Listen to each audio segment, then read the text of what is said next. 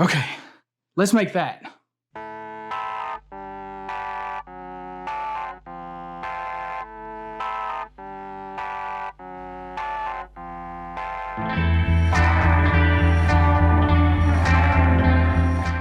In order to build what you saw hanging behind me just now, I need to design it first. So let's take a trip out to the art studio. Hey, welcome to the studio. Let me start out by showing you some of the logos that did not work out so well. I spent a lot of time designing logos of what I thought a woodworker or a maker channel should look like.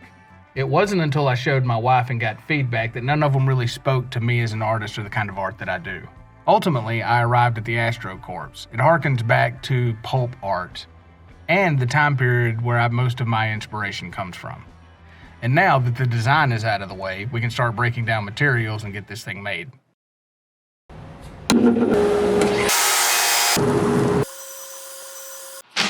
Now I just need something to mount it to. I got this piece of pine plywood.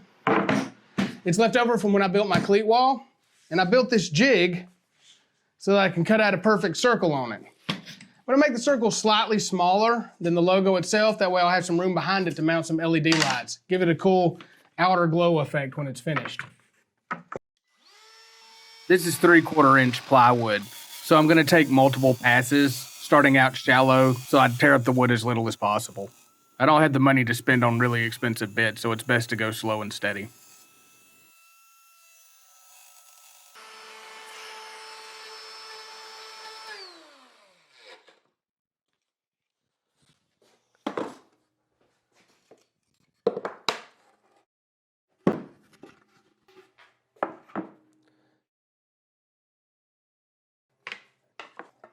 I still need to cut a hole in the backer board because I'm gonna be running LED lights around the outside of this thing. I wanna run them up behind it as well and then put them inside that cavity that we cut out so that it looks like the nose and the eyes of the skull are glowing from inside.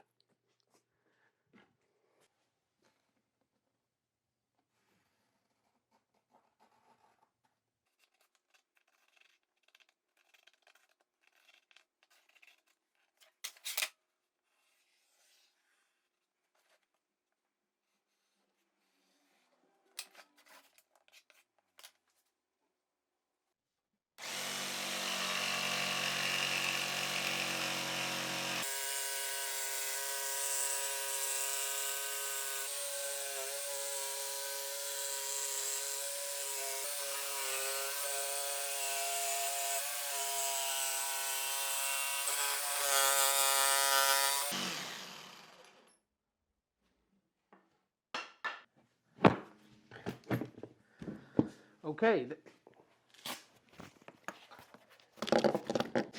The hole's cut out, so now I need to glue it up and run the LEDs through it.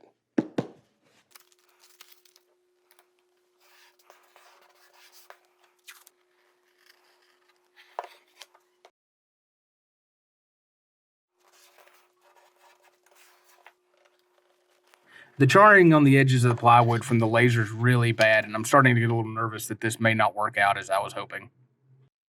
I originally cut the circle into 4/4 because I could fit it all inside the laser. The ultimate solution to this was to drop the bottom out of the laser so that I could just move the laser around on top of the work and do one continuous burn as opposed to cutting it into sections.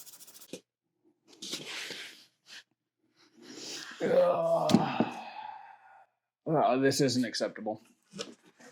You can see the lines running through it fairly clearly. My hope was that I could use some sawdust and some glue to fill in those cracks and you wouldn't notice them, but that's not going to work. And the second thought was, well, maybe I could paint it black and white, but I don't want to do that because the intention originally was that you'd be able to see the wood grain through it. So I think it's time to start over and do this whole thing all over again.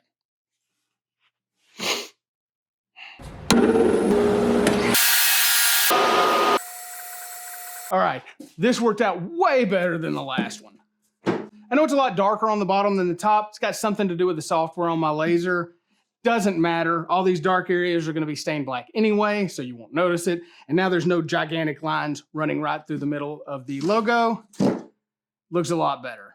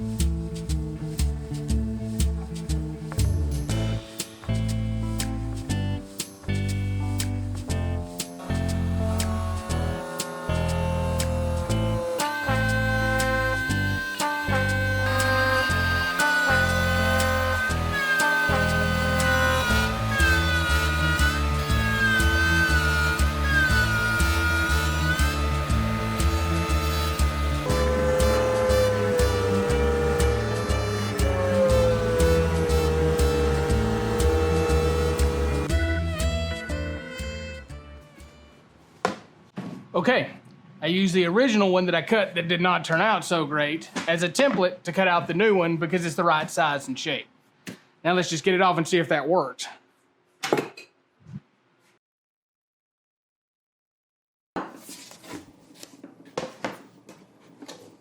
All right. That looks pretty good, other than some sanding around the edges. Now for the tedious work.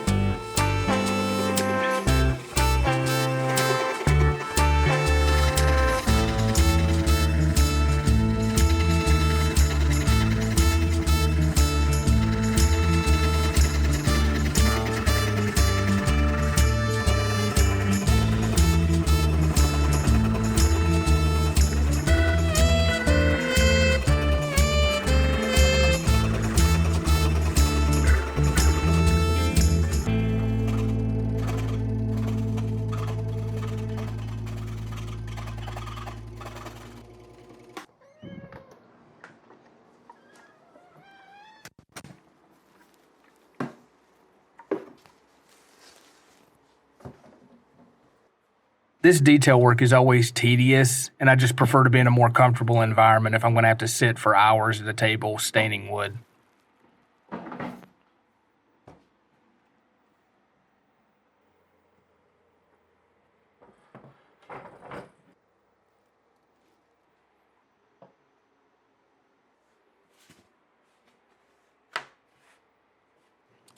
I actually use paintbrushes for this, just because it's easier to control the stain, and I can apply it as I would an acrylic or an oil paint.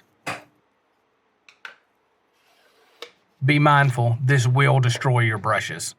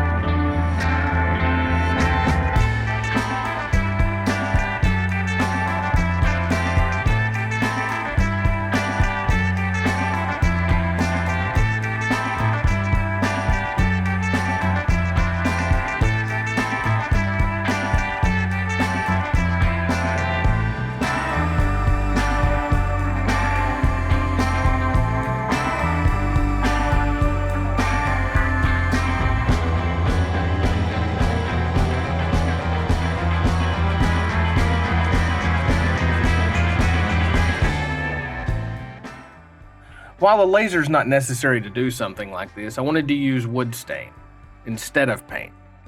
Wood stain is going to spread when you apply it to the surface of wood, as it seeps through the wood grain. The laser breaks the fibers of the wood so that the stain won't spread past where the wood has been lasered.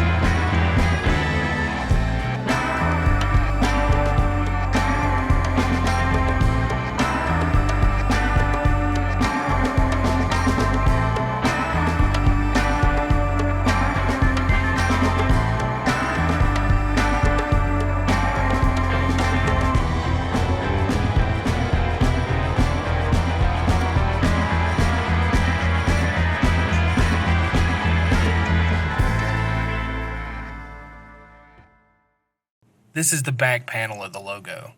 It's there to keep the LEDs from falling out, but also so that I can attach a French cleat to so that I can hang it on the wall.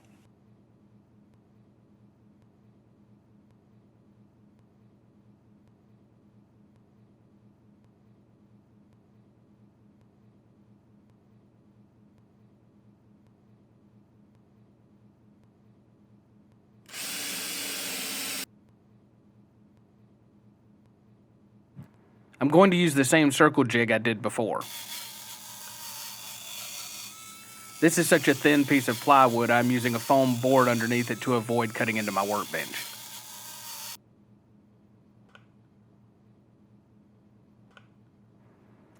After many coats of water-based poly, it is ready to be mounted to the logo. My drill press is out of commission, so I'm marking off a spot on the drill bit so that I don't over-drill and punch through the front of the logo.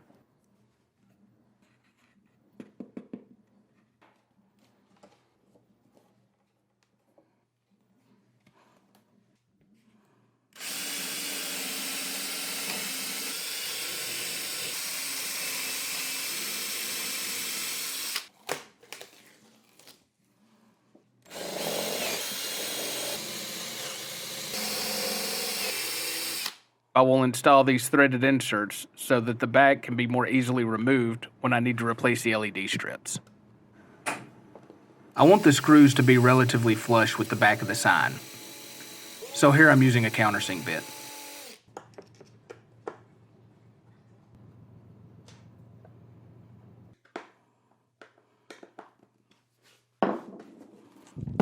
Oh, yeah. I'm so glad I went back and redid it. Those lines running through it would have been so obvious. And this is looking really good. Now I just got to put some LED lights in it.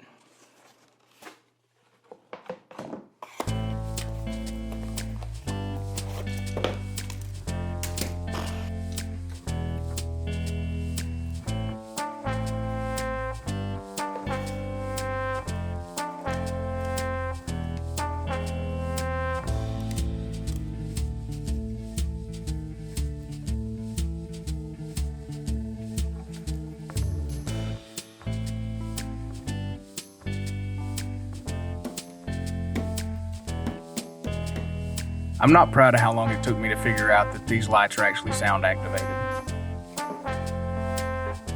So now that I have all the sections colored differently, I should be able to tell where it's going to change color and be able to separate out the eyes and the nose from the outside.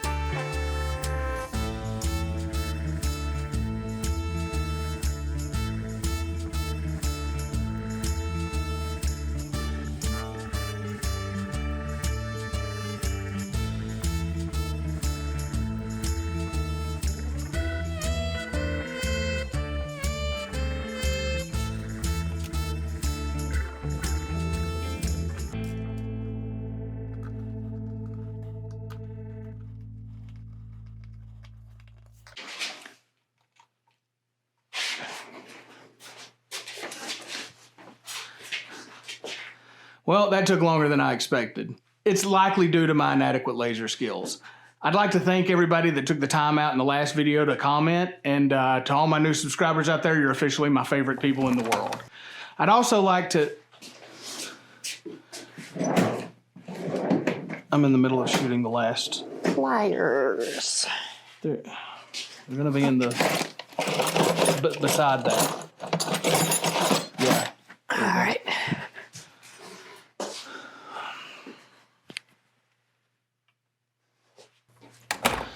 All right, take 12.